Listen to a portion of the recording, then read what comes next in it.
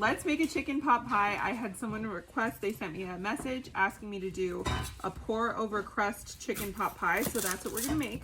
We're gonna do the bottom crust is regular pie crust and the top crust is gonna be a pour over, kind of like a cobbler. Let's make chicken pot pie. I had a request for a recipe for a pour over chicken pot pie crust in my messages.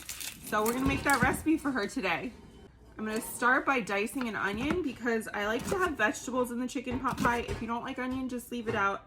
We're gonna do like a pack of frozen vegetables and onion. You could do fresh vegetables too if you prefer.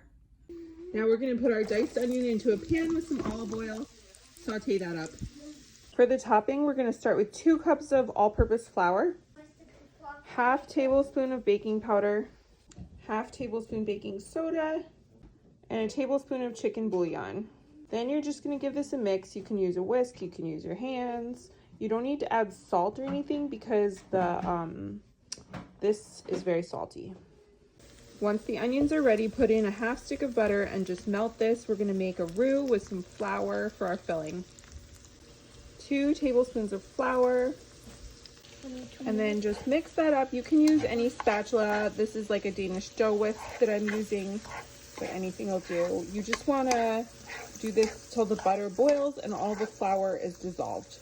Put 1.5 cups of milk in and give it a stir. You don't want to let the milk scald on the bottom of the pan, so just keep it over like a medium-low heat and be sure to stir it frequently. Then we're going to start adding buttermilk. I'm going to start with a cup and mix it and see how it goes. Next, we're going to put our cooked chicken and our vegetables in and mix it around.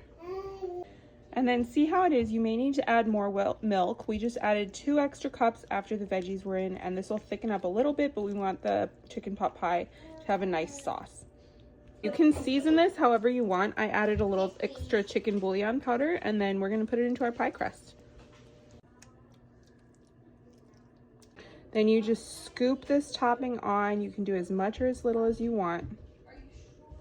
Here they are. Now they just go in a 350-degree oven. Here they are. They came out looking amazing.